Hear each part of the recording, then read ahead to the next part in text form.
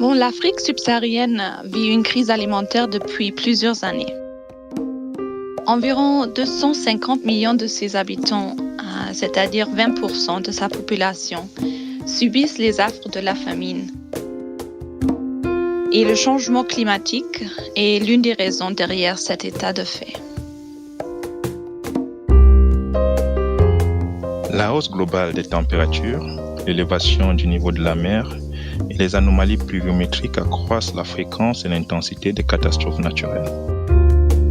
Les sécheresses, inondations, cyclones et autres chocs liés au changement climatique deviennent de plus en plus fréquents et intenses et mettent à mal l'activité agricole. Il en résulte des pénuries et une augmentation générale des prix des denrées alimentaires. Aujourd'hui, préserver la sécurité alimentaire en Afrique subsaharienne. Je suis Eric Pondi Ndinglé, économiste au département Strategy, Policy and Review du Fonds monétaire international. J'étais auparavant économiste pour le département Afrique et durant cette période, j'ai été l'un des co-auteurs du chapitre sur l'adaptation au changement climatique en Afrique subsaharienne. Je m'appelle Gannet Zinavou. Je suis actuellement économiste au département fiscal du Fonds monétaire international et j'étais aussi co-auteur de ce chapitre. Bienvenue à l'écoute de ce podcast du Fonds monétaire international. Je m'appelle Bruce Edwards. L'Afrique subsaharienne est en première ligne du changement climatique avec les conditions météorologiques extrêmes qui font des ravages sur les infrastructures et la production agricole. Mais la crise sanitaire introduit un autre niveau de risque pour la chaîne alimentaire.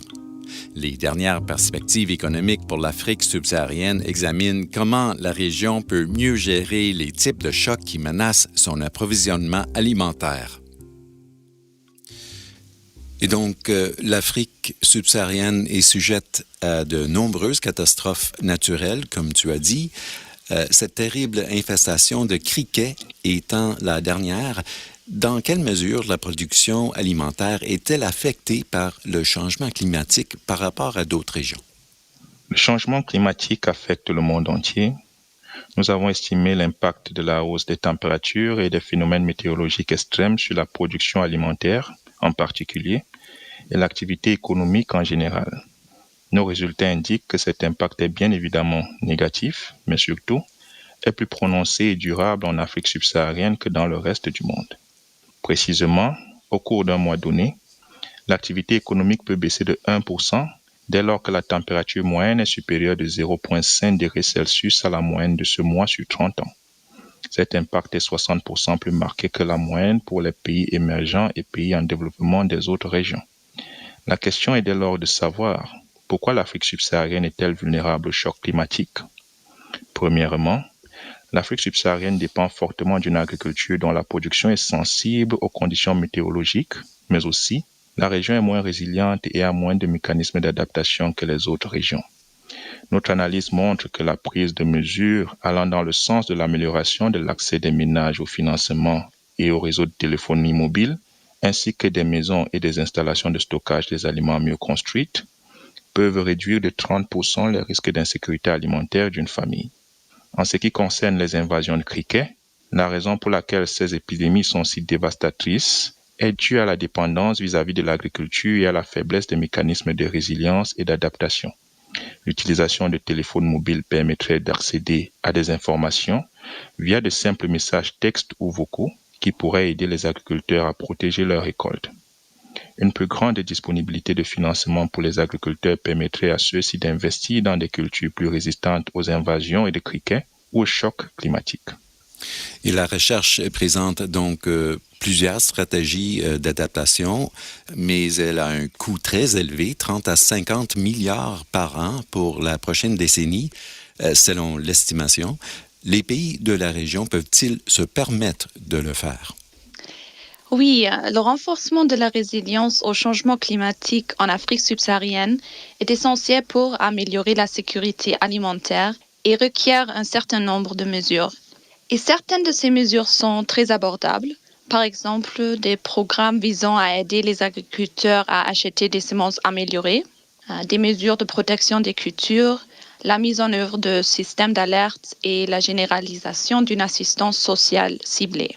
Cependant, il est vrai que le renforcement de la résilience nécessite aussi des investissements dans des infrastructures telles que les réseaux de télécommunications, les systèmes d'irrigation ainsi que l'amélioration de l'accès à une éducation et à des soins de santé de qualité.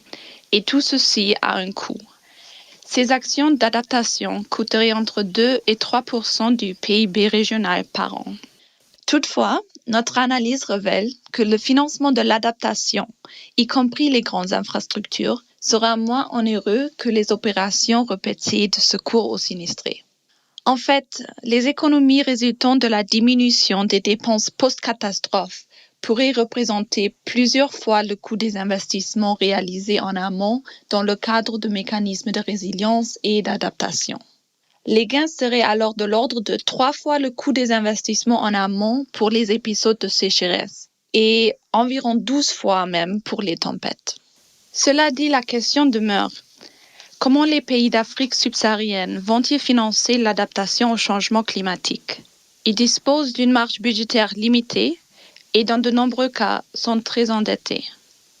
Alors beaucoup mènent activement des réformes pour mobiliser davantage de recettes, y compris à travers des taxes environnementales, et améliorer l'efficacité des dépenses et des choix de projets d'investissement. Ils se soutiennent également par des mécanismes régionaux d'assurance macroéconomique, mais tout ceci n'est pas suffisant. L'appui de la communauté internationale sera essentiel, et les partenaires au développement peuvent faire une énorme différence en ciblant le renforcement de la résilience et des mécanismes d'adaptation. Les institutions financières internationales peuvent aussi aider en débloquant des sources communes de financement pour l'adaptation via une série d'instruments, dont des prêts et des garanties, et une réduction du risque d'investissement. Au final, le financement de l'adaptation au changement climatique en Afrique subsaharienne coûtera très cher, mais il sera moins onéreux que les opérations répétées de secours aux sinistrés, et il est très certainement possible avec l'aide de la communauté internationale. Ainsi, l'une des catastrophes naturelles dont l'Afrique est souvent frappée est la sécheresse. Évidemment, ils peuvent ravager les cultures, mais semble que l'impact va bien au-delà. Y a-t-il un moyen de limiter l'impact des sécheresses? Les sécheresses ont des effets durables en raison de leur caractère prolongé. Notre analyse révèle que l'impact économique d'une sécheresse est d'environ 8 fois plus prononcé en Afrique subsaharienne que dans les pays émergents et pays en développement des autres régions. C'est une grande préoccupation car un tiers des sécheresses dans le monde se produisent en Afrique subsaharienne. Heureusement, les dégâts peuvent être considérablement réduits. Comme mentionné plus tôt, l'accès au financement et au téléphone portable ainsi que des maisons et des installations de stockage des aliments mieux construites améliore la capacité des ménages à résister aux chocs météorologiques tels que la sécheresse.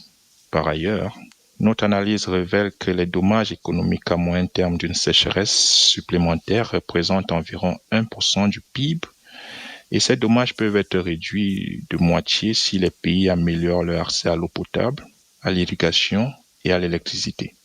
Comme vous le savez, l'électricité alimente les systèmes d'irrigation et les pompes à puits profonds. Il est donc particulièrement important d'avoir des sources d'électricité diversifiées plutôt que de s'appuyer principalement sur l'hydroélectricité.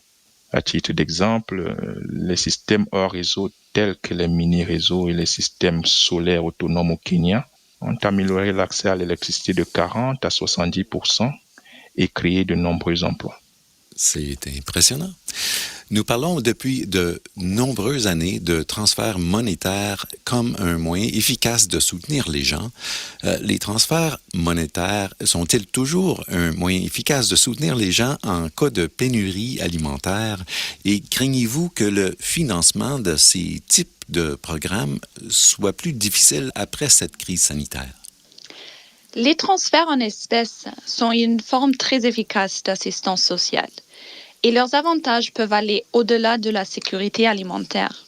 Par exemple, le Productive Safety Net Programme de l'Éthiopie, qui effectue des transferts en espèces et en nature vers les personnes en situation d'insécurité alimentaire, a permis d'améliorer l'inclusion financière en imposant l'ouverture de comptes bancaires pour les transferts.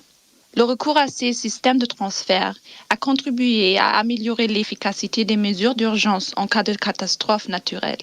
Ce facteur, couplé aux semences améliorées, a ramené les pénuries alimentaires de 22% à 10% en seulement 5 ans. Wow. La pandémie de coronavirus a accéléré l'expansion de programmes de transfert en espèces à travers l'Afrique subsaharienne. Dans de nombreux cas, comme au Malawi, les partenaires au développement ont accru le financement de ces programmes pour aider les ménages à faire face à la pandémie. Cela signifie que le montant reçu par chaque ménage est désormais plus élevé et que les programmes auparavant axés surtout sur les ménages ruraux sont maintenant étendus aux ménages urbains, qui sont très affectés par les mesures de confinement visant à contenir la pandémie. Et donc, la pandémie a exercé des pressions sur les sociétés de nombreuses façons, partout dans le monde. Et nous entendons maintenant parler de possibles pénuries alimentaires dans des endroits que nous n'aurions pas pu imaginer il y a seulement quelques mois. Que signifierait une pénurie alimentaire mondiale pour l'Afrique subsaharienne? Les mesures visant à contenir la pandémie, telles que les fermetures des frontières, les confinements et autres couvre-feux, sont essentielles pour sauver des vies, mais perturbent les chaînes d'approvisionnement. Les agriculteurs pourraient en effet ne pas obtenir de semences et autres intrants. Les aliments pourraient ne pas être livrés au marché comme d'habitude. Par conséquent, et ce particulièrement en Afrique subsaharienne, la pandémie contribuera à accroître le nombre de personnes souffrant de famine. Toutefois, la situation actuelle pourrait être une opportunité. Les mesures de relance budgétaire en soutien à la reprise post-pandémie peuvent être conçues pour augmenter simultanément la résilience au changement climatique, ce qui à son tour augmenterait la sécurité alimentaire dans la région. La destruction de l'environnement et de la biodiversité rend les pandémies plus probables. La pollution et d'autres facteurs humains à l'origine du changement climatique affaiblissent la santé des êtres humains, augmentant leur vulnérabilité aux virus et autres maladies. Travailler au ralentissement du changement climatique contribuerait donc également à réduire la propagation des pandémies futures. Merci à vous deux. Merci. Merci.